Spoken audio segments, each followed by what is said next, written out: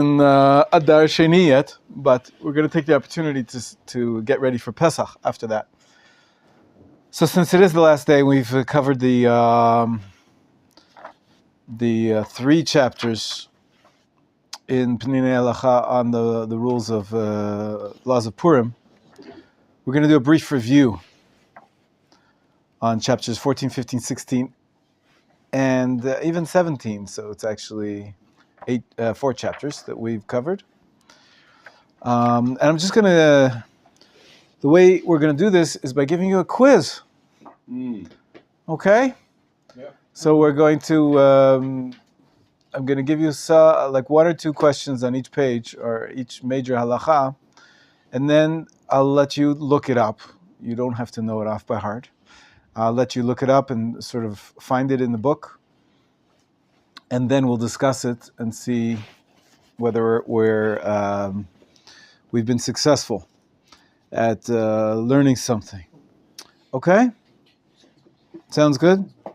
So, here we go. If we don't know the answer in Hebrew, can I write it in English? Oh, I am assuming the whole thing will be in English. This is not the Ulpan class. Although, if you do know Hebrew, by all means, why not? Okay. Question number 1. Why is Adar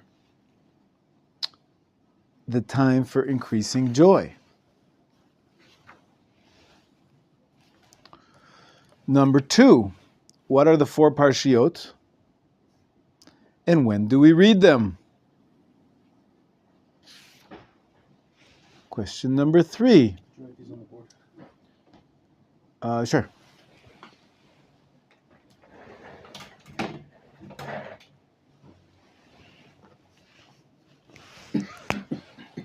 Number 1.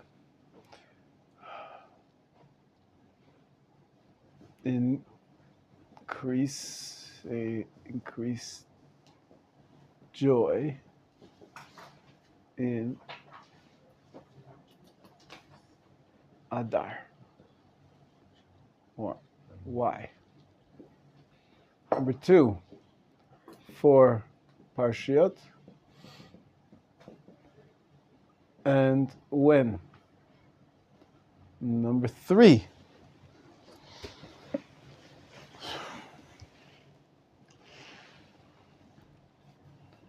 Why leap year? I'm just writing it in point form, not really complete sentences. Why do we have a leap year? And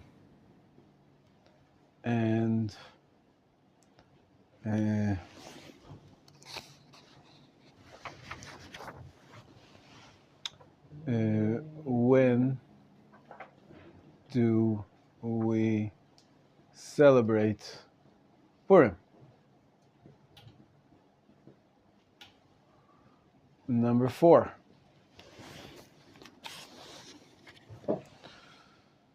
What are the 3 mitzvot regarding Amalek?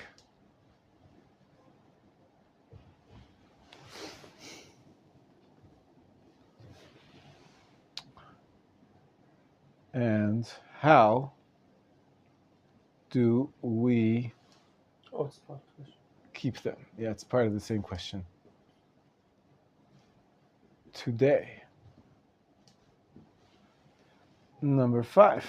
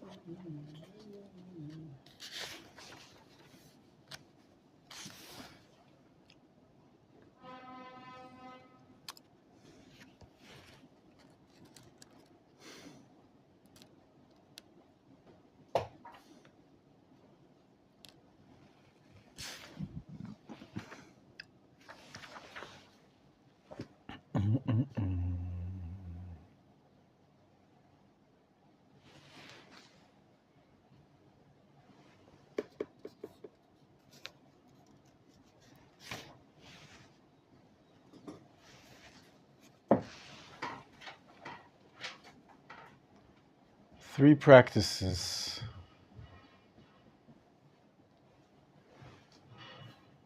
regarding Parashat Zachor.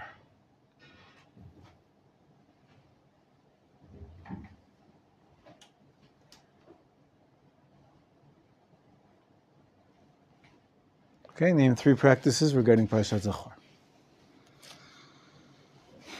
Gonna keep going. Question number 6.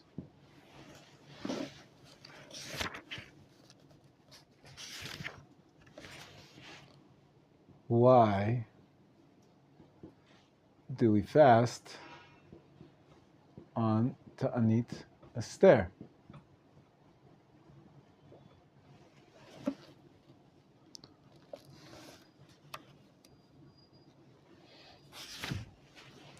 Number 7, when and how do we commemorate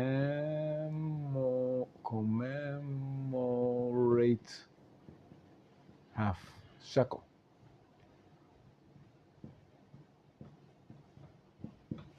Okay, all this was from chapter 14. Okay. That's it? Are you done? Answer the questions? No. Done with the writing down the end. Writing down the questions is very good. That's it for chapter 14. You guys work on that while I'll start to work on chapter 15 quietly. Okay? So I'll be quiet now. They have all the questions. And I'll be right back. And I'll give you questions for the other chapters.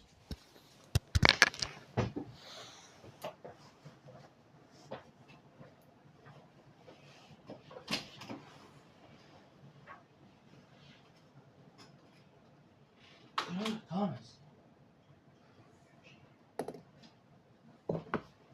Mazer. Well, You're the only one what? that I'm cheating. He said we can use the books. Oh, he did? Yeah. Oh, he did? Okay. Yeah. He said grab a book, grab pen and paper, and answer the questions. It's not cheating, man. It's just using intelligence.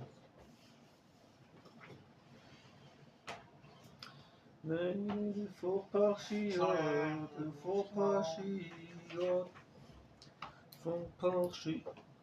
Oh, it's on camera. I mean, recorded.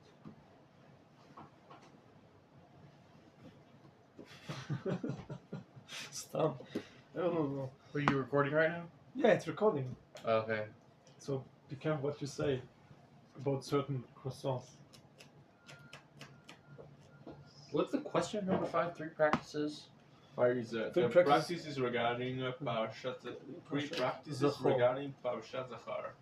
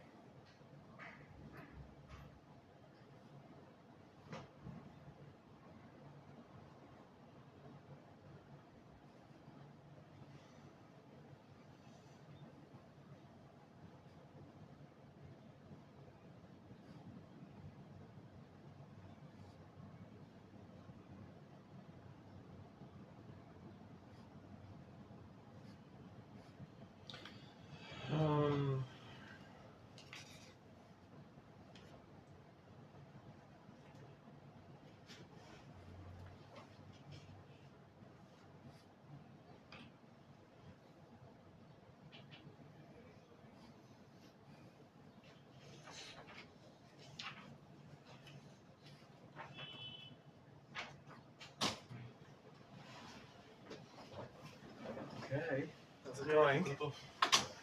We're in the middle of a quiz here. Review quiz.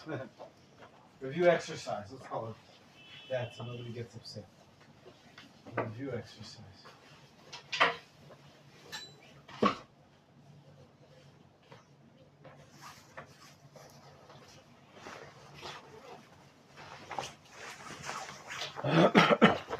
These are the questions on chapter 14 that we're working on. What are the 3 mitzvot? And I'll start on chapter 15.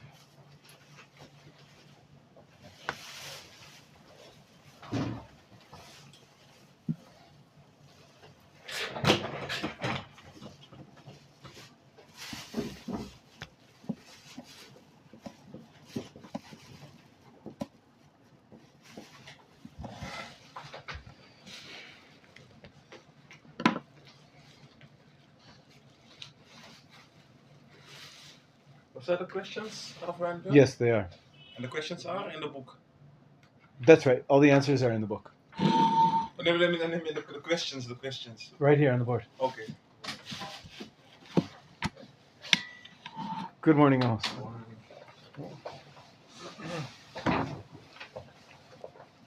Why increase joy in Adar? That's right.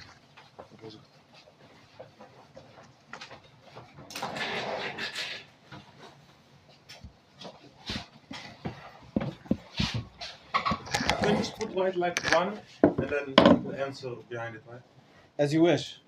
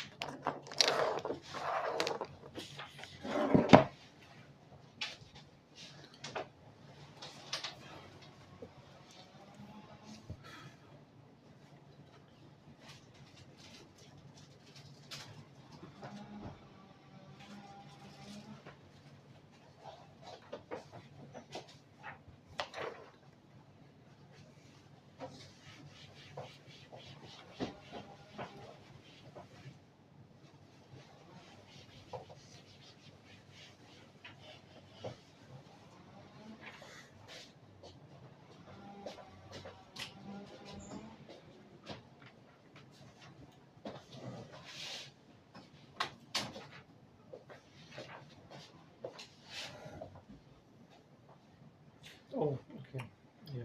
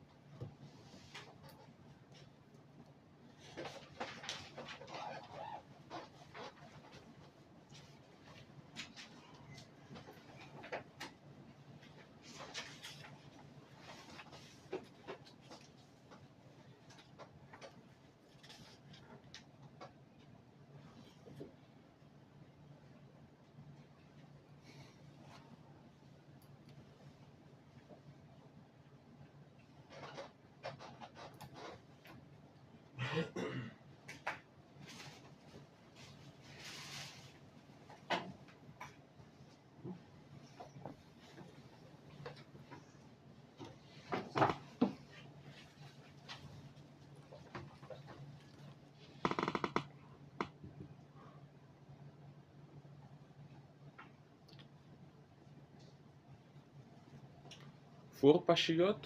That's right. Which 4 pashiyot I can get out of the story? You'll find them in the book. And You'll find them in the book. It's all based on chapter 14. There's a section called 4 Parshiyot in the book. That's probably where you should look. Okay, תודה.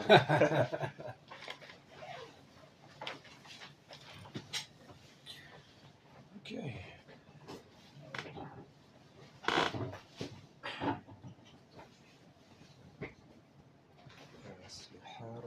Yes. So we're doing a little bit of review today. I gave you questions. I'm going to give you questions on all the chapters we learned about Purim. We're going to take them up. Right now we're working on chapter 14. So I suggest you get out a pen and paper, write down the questions and write down the answers. Then we're going to discuss them.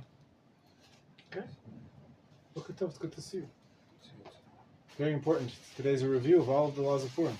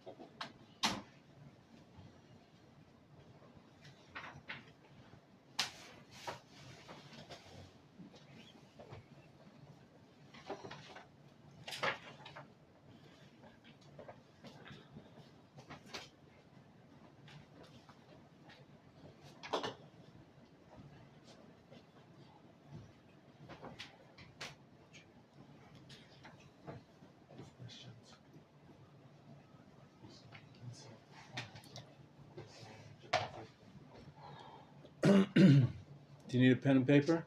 Got? You're good? Mm-hmm. Okay, great.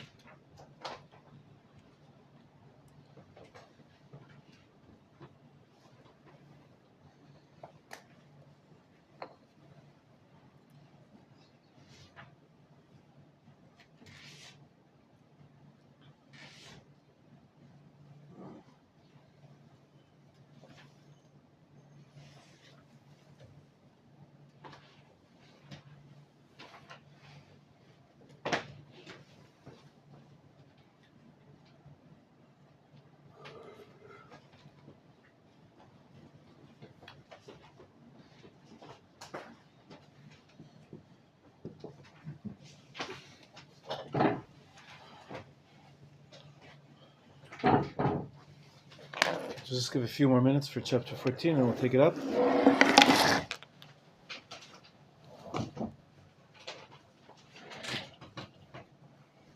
Whoever's done can get started on chapter 15.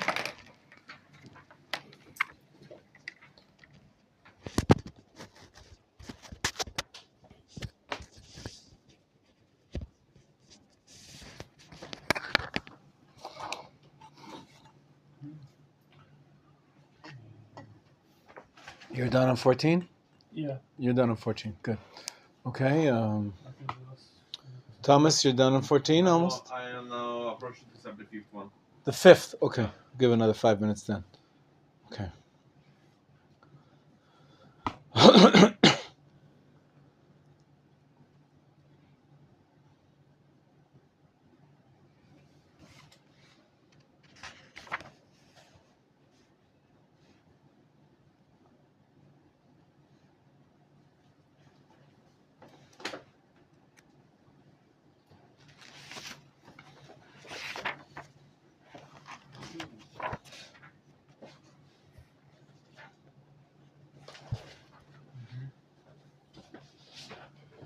Hope you can read my handwriting. Okay, it's good. I don't see it. Yeah, it's just The color? You can't see it well in the lighting here? I'm a little bit orange. Just a little bit. How much? You need to wear glasses. Is this where your brother wears glasses?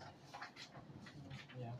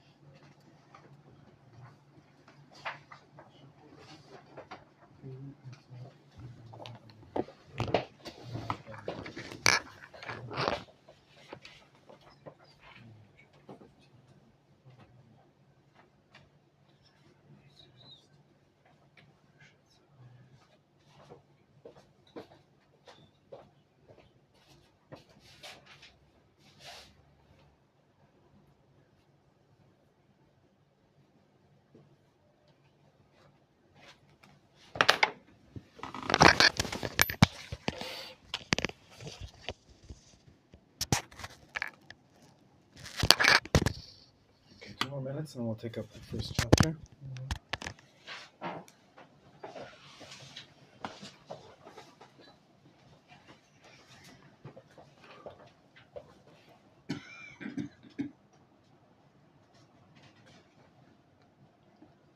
Was dit 3 practices? 3 practices. Practices Oh, 3 practices regarding Parashat Zachor. regarding Parashat Zachor. Mm-hmm.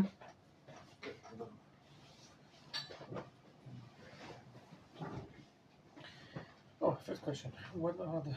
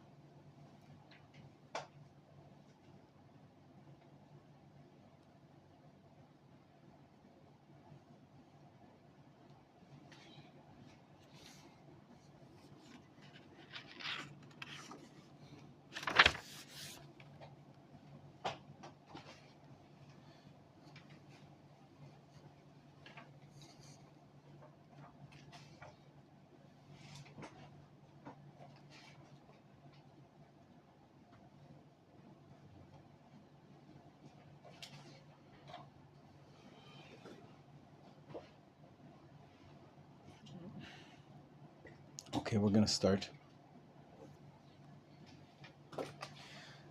Yes. Okay. Chapter 14. Number 1.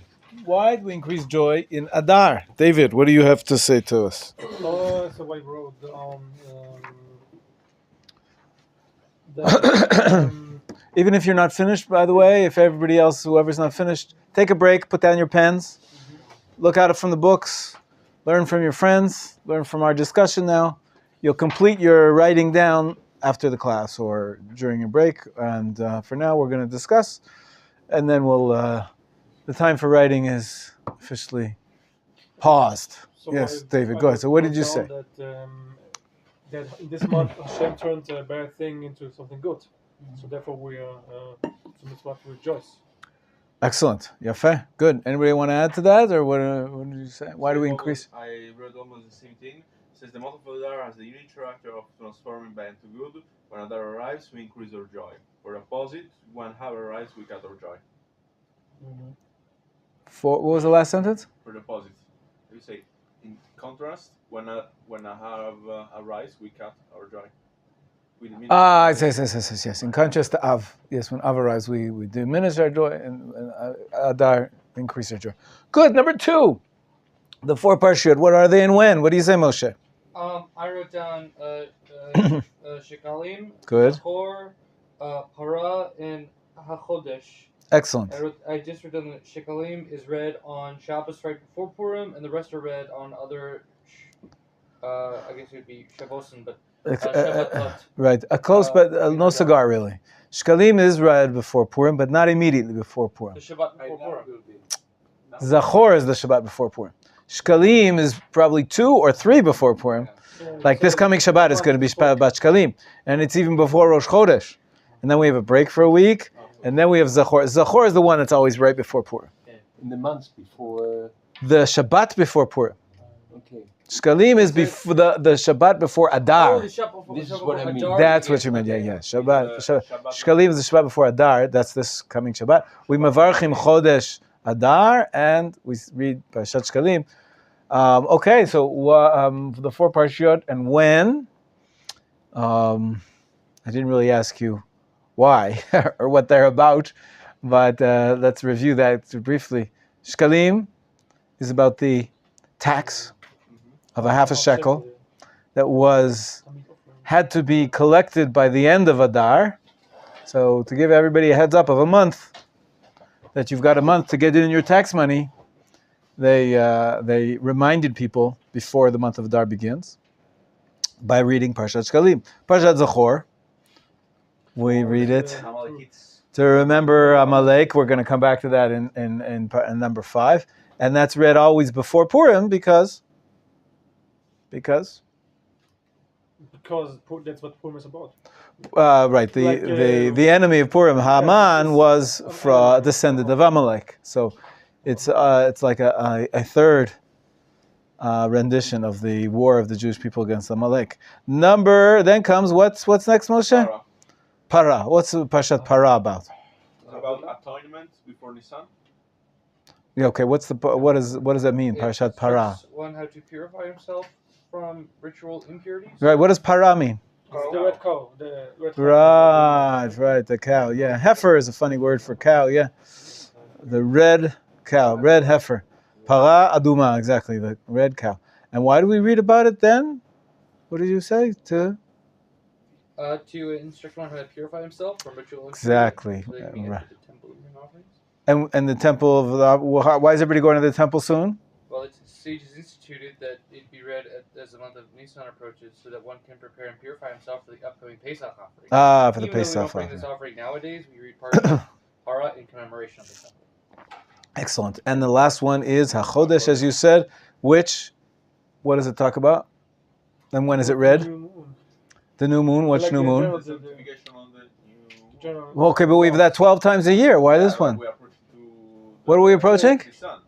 So what's special about Nisan? The first month. Oh, it's the first one. Okay, so we talk about, and that's what Parashat HaChodesh speaks about. Make this Rosh Chodesh the first of the Rosh Chodeshes, if you speak English, right? Rosh Chodeshim, if you speak Hebrew. Okay, so that's why we have a special Roshim Chodeshim or Roshei Chodeshim. Rashi Chodeshim. Excellent. It's a pasuk in the Torah. Yes, Amos, you have a question about the 4 parashot or about something else? Yeah. Those 4, I mean, the theme of those parashots in the all together, it means like it's like the heart of our way of not understand. Like it's really helping us understand what it's all about. Sure. I think the extra readings, it's definitely it's a great technique to get the public on board for what's happening in the calendar, and they pretty much the first and the last, all except for Zachor, which has to do with Purim. All the others have to do with the calendar year, right? You're preparing for the temple service, and you're preparing for the Shkalim is for the temple service, Paraz for the temple service.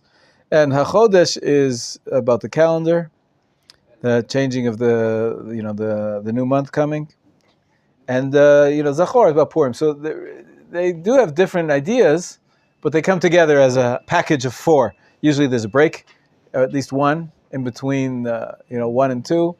Sometimes there's another break. It depends on the way the calendar works out that year. Yeah. And I also learned this Shabbat in the because we have leap year, like we have 2 Adars Yes. this year, Yes. that we don't have parashat together, we can read them separately, like they are not connected because of yeah. that. Is that the reason? It's not the only reason, but it works out sometimes that we skip even on a regular year. Oh, really? Yeah, even on a regular year, sometimes we skip because Shkalim has to be before Adar, and Zachor, the next one, has to be before Purim. Purim's 2 weeks later, so there's 2 weeks in there. So usually there's a break in between those, and then That's not the only reason. it's not the only reason. Yeah, let's see what else we have here. Why do we have a leap year, and when do we celebrate Purim? One second, we'll go around the list. Hirsch, did you get up to number 3? No. No. Okay, Thomas. Number 3, what'd you get for number 3? In order to keep the lunar months in sync with the solar year, leap year must be declared occasionally. This is done in order to have Pesach always in spring time, Aviv. The only month that can be added is Adar Sheni. And in a leap year, we celebrate Purim on the 2nd of Adar. That is an excellent answer. Terrific. Very well done. Well done. Whoever wants to copy from Thomas's answer right there. It's very succinct, very clear. Well done. Yes, Moshe? So with the 2 Adars, is a normal Adar a 29 or a 30-day month? I think it varies. I don't think it's always. My guess would be that it is a larger, a more complete month, but I'm not 100% sure. I'm not 100% sure. This year, both Roshei Chodashim are 2 days. Okay, so both Adars are complete? Yeah, this year. But I'm not sure it's always like that. Okay, number 4. 3 mitzvot Amalek, regarding Amalek. And how do we keep them today? Okay, Ariel. So 3 mitzvot regarding Amalek is remember, don't forget, and destroy. Excellent. How do we And keep how them do that today? now would be by reading Parashat Zachor. Excellent. Um, Both, I guess. Number 1 and 2. yeah. Not forgetting. It's remembering. They're sort of 2 sides of the same coin, right? Destroying. How do we do that today? Celebrate Purim, I don't know. It's a good question. Yeah. Anybody have an answer for that? How do we do it today? I read and wrote down that one is supposed to kill an Amalekite If you find one. you can If kill you it find for one. him. Yeah. So you look in the phone book, say so-and-so Amalekite. Assassination. Right. County. That's it.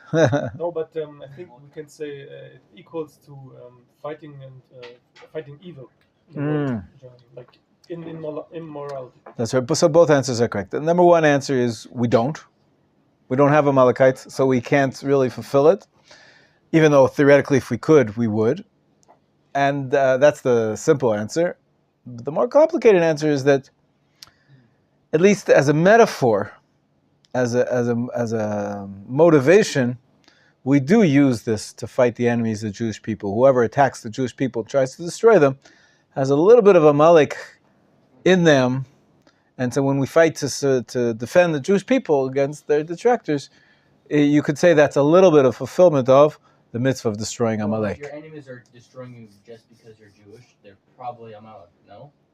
It's hard to say biologically so, but spiritually Amalek is the metaphor that we use. But again, it's a metaphor because we don't kill their women and children, right? So we're not actually doing the mitzvah of destroying Amalek today because we don't have any biological Amalek. Okay?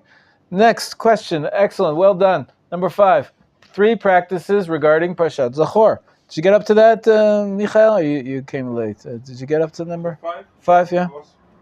I couldn't find it. I was Okay. some things, but I. All right. One of them is it's read on Shabbat. That's like a practice, no? Yes, it is. It is good. Ravid, what do you say? You didn't get up to that? No. Number 5. Amos, what did you have? That we should to hear the parasha from reading from the scroll. Excellent. We should hear it read from the Torah. Yeah. And the ladies, they should. That's their obligation to be. Well, it's a hearing it. debate, but that's probably the common customs. They try to And, hear we it. should to be reading it in Minyan. in a minyan. Very good. Yes. Yes. And yep, that's all what I have. That's what you have. Anybody have anything else that they want to add, Moshe? So for mine is that you should express your remembrance of Amalek verbally. You should hear Parshat Zachor read, preferably following the minhag of your family. And The pronunciation you're saying. yeah, the pronunciation Mhm. and the inclinations. And And yeah. and you should have kavanah to fulfill the mitzvah. Excellent. Good. I was hoping someone would say that. You should have intention. You should have, usually the Gabbai announces, everybody remember, have intention, fulfill the mitzvah of remembering Amalek. When we read, when the Baal Korah is going to read from the Torah now, everybody pay attention. Yes? We stand up when is it read? Usually we do, but you don't have to. You usually do just because it helps you concentrate and it gives it special prominence. But Sometimes we have like the Gabbai was like that, and then and we stand up. There's something important. Right. Yeah, that's right. Exactly. It's just to give it importance. Very good. Number 6. Why fast on Ta'anit Esther? David, what did you get for that? Because it's a date when the decree by Haman was set into place that he can kill all Jews. Right. What day was that? The 13th. The 13th of Adar. Very good. The 13th of Adar. So many years ago in Shushan, and all around the empire, the Persian Empire. And so why do we fast? I still don't understand. It was a terrible decree upon the Jewish people. It's terrible decree, so we should fast. Okay, that's one interpretation. That's one interpretation. Good. I wrote, Ta'anit Esther is the only week of fast established by Jewish custom. All the others are established by sages in the past. Okay, so No fast. well, and the other fasts are written in the prophets, and this was Jewish custom. But you're right, that's a small difference. But I was looking for why do we fast? So David said because it was a terrible. We're commemorating the terrible decree. Well, because Esther fasted. And Esther fasted. It's called the Fast of Esther. So when there was a terrible decree, Esther fasted, and that's a form of penitence. It's a form of tshuva. So we should do tshuva too. But you're forgetting what actually happened on the 13th of Adar. It actually wasn't the day so much of the decree. It was the day of the fight. And what was the custom of the Jews when they fought? To fast on the day of atonement, on the day of the fight, to be going into the battle from tshuva with a spiritual force, not just physical force. And that's another reason we fast, because it was the day of the battle, and this ancient custom of fasting when you go to battle. But don't try this at home, by the way. You know, if you are going to battle, it might be a good idea to have a good meal beforehand, because. But maybe if you have a good meal before daybreak and then fast during the entire day, might be keeping this Jewish custom. Hopefully, we won't have any more wars, and we'll just have peace from now on in. So that's Ta'anit Esther. Very good. Number 7. When and how do we commemorate the half shekel giving? Moshe, what'd you get for that? So it's normally a mincha, or after mincha on Ta'anit Esther. Excellent. And the book listed a number of ways. Either half of the local currency unit, three times half the local currency unit to represent the 3 times it mentions. Three times it mentions. 2 types of donations. Yes. That are mentioned in the Torah. Half the local currency unit for every member of the family, or half of a biblical shekels of silver, which is this book listed as 10 grams, which I don't think is, from my research, is not correct. It's more like 8 grams, but it doesn't matter. 8 to 10 grams. Let's not get into it right now, but it's about 20 shekels. Yeah. Very good. That's usually the Sephardic customs. They try to work out the amount it's equivalent in shekels in silver, and the Ashkenazi custom is to give half of the current. The local currency. Yafeh. That's a good review of chapter 14. Okay, now I'll give you another few minutes. Start to work on chapter 15. You have the questions on the board. And in about 7 minutes, we'll take it up.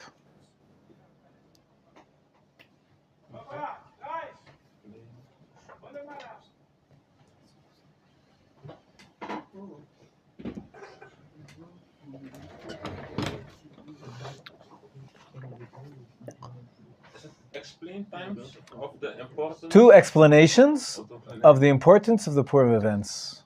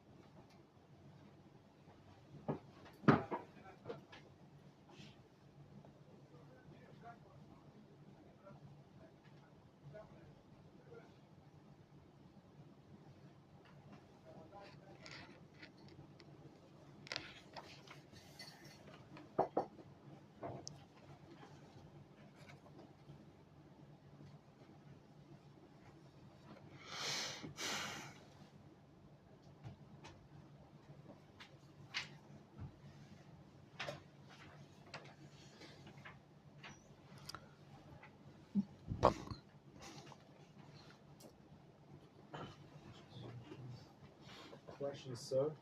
Yes, sir. Notion of spring cleaning. Did the Goyim appropriate this from us from our Pesach cleaning? It's a very good question. We're going to be speaking about Pesach starting tomorrow. We're going to do an entire month of study about Pesach and Pesach cleaning. Yeah.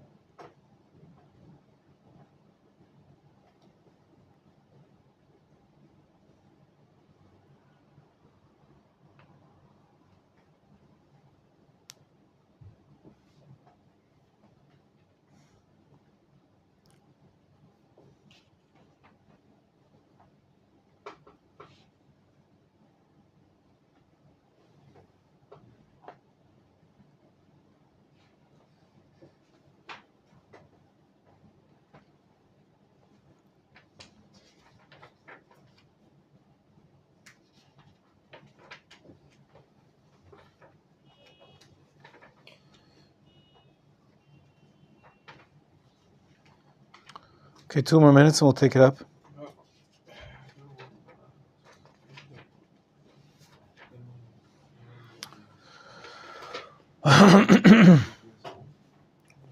Okay. Chapter 15. You're right. Chapter 15.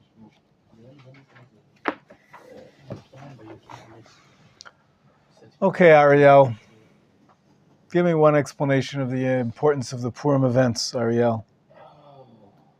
One explanation. Why are the Purim events so important? The significance is maybe I should say. Significance. Okay. Significance of Purim events, like why is it so important? The decree was turned around, and then there's the battle. Are those the two events you're talking about? Nope. Okay. The events is the whole story of Purim. We know what the events were. Why are they so significant? Why is it so important? There are lots of times people tried to kill us, and then God saves us, right? So why specifically Purim is singled out? Why is it so significant? Because it expresses the external sanctity of the Jewish people, even though the sanctity is sometimes hidden by our sins, it never disappears. Jews, even when they sin, are still called God's children.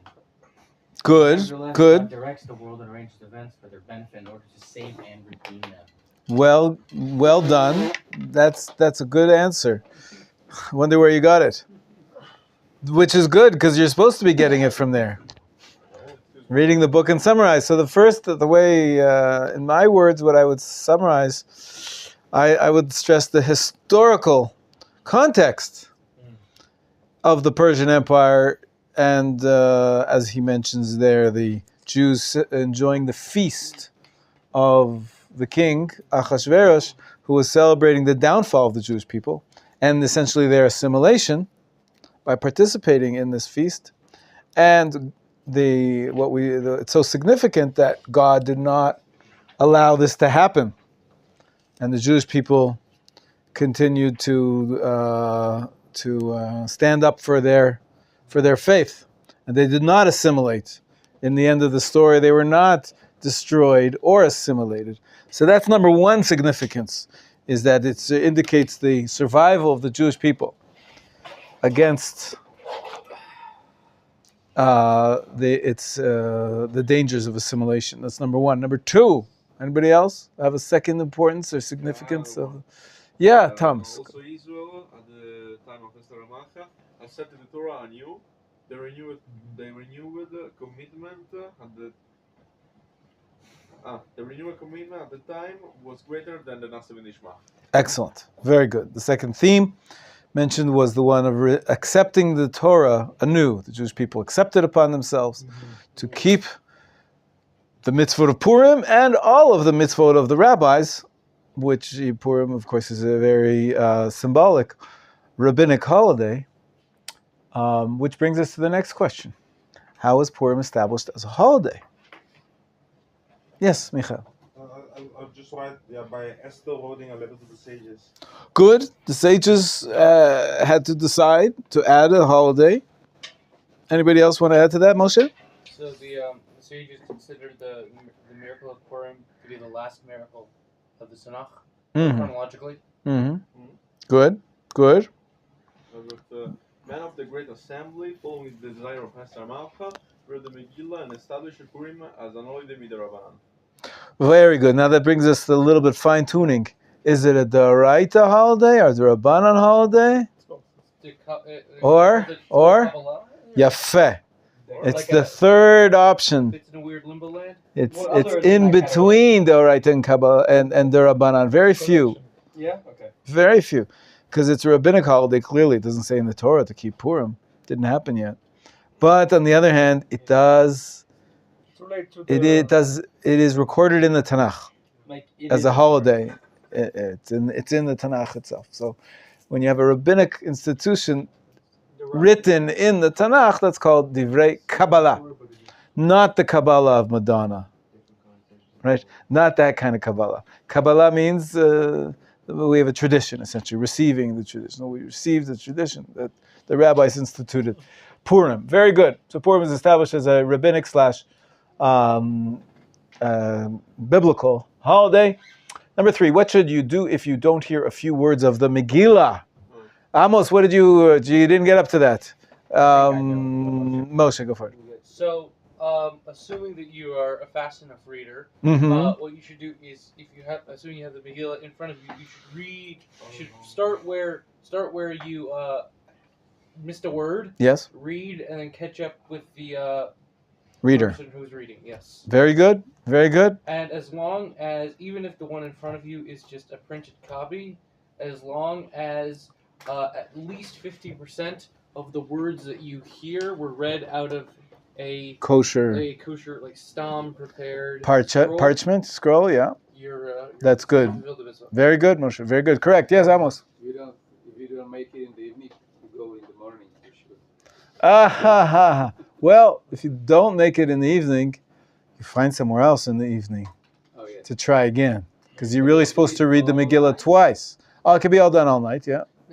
I have a practical question about this. How do we balance the fact that we want our kids to hear the Megillah, but having little kids in there, like, seriously... Sure.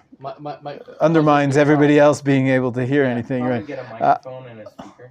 Well, the Rabbi already talked about how that's problematic. Right. Most Orthodox communities have a problem with the microphone. There's a halachic discussion of whether you're hearing the actual person reading from the parchment, or you're hearing the electronic signals, which were created from his voice. It's not actually hearing him. And so we usually are machmir on that, if possible. And therefore, what's most done in most communities is that you have 2 readings. You read one reading for... families? One reading in which, like, let's say there's a husband and a wife. So the husband go to the first one. The wife can watch the kids. Right. And then the husband finished, he can go watch the kids and the wife can hear. So you can have both readings with less kids or no kids if you divide up the time. In many communities, that's the best solution. But some places, they actually, believe it or not, have kids that are disciplined and that are actually quiet, even in shul, even if they're dressed up like Queen Esther and holding a grager. What's a grager? I don't hold that it's nonsense. It's nonsense. Is it a German word? No? It's Yiddish. It's Yiddish. I think it comes from Polish. Okay, maybe from Polish, yeah. Ra'ashan in Hebrew. Ra'ashan is a noisemaker. Usually they twirl. Yeah, they'll say rash. Rash is noise. Okay, good. That's good answers. Okay, wait. Yes, please.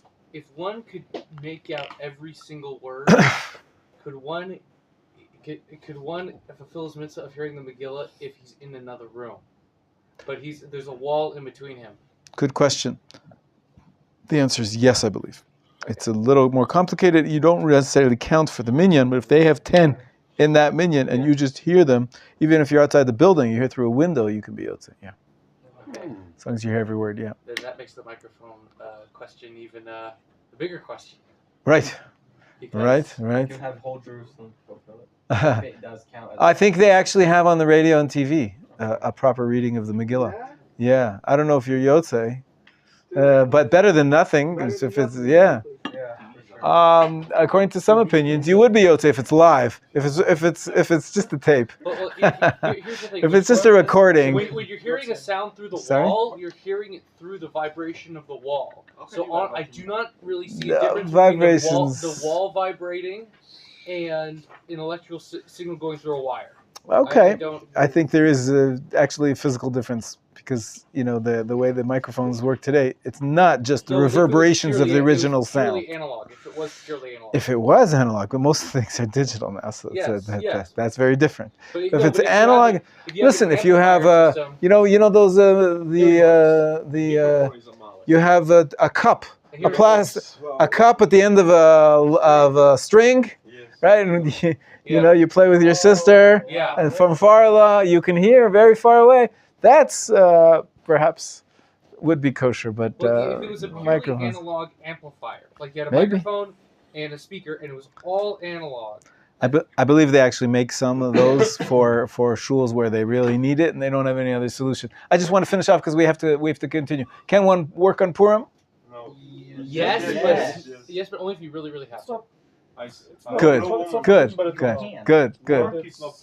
It's not forbidden, but it's discouraged. Good. Number 5. What are the 4 mitzvot of Purim? I think we know that. The 4 mems. Megillah, Mishloach Manot, Matanot Le'Evyonim, and Yafeh. Mishte. 4 mitzvot of Purim. Megillah. Well, you read the Megillah twice. And Mishlach Manot Matanot Le'Evyonim. And Megillah. When do you do all 4 mitzvot? Out of 5th question, 6th question. They all must be done in the day. We also party a little bit at night. And we also read the Megillah at night. But really, the main reading of the Megillah is in the daytime. Yes, Amos? I have a practical question. If making everything in the day, and I have a friend that is living on the other side of Jerusalem, I want to give him Mishlach Manot, yes. Mishlach Manot. Yes. Is it danger in Israel driving? People are not drunk. Good question. Actually, there's a lot of traffic because a lot of people are traveling to deliver packages. But and there are people that are tipsy, but I wouldn't say it's absolutely forbidden to drive. You gotta be more careful. Hopefully, people will drink responsibly. Okay. Now, last comment because I have to stop because there's another class coming up. I have placed already in the WhatsApp group, Rav Weinberg's Shir, questions on chapter 16 and 17. That's homework. Okay.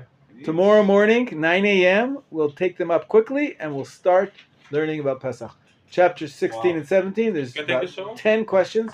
You can keep this and use it and answer the questions in preparation for tomorrow's class. Yes? Can I fulfill the mitzvah of Mishloach Manos if I give it, like, let's say the day before,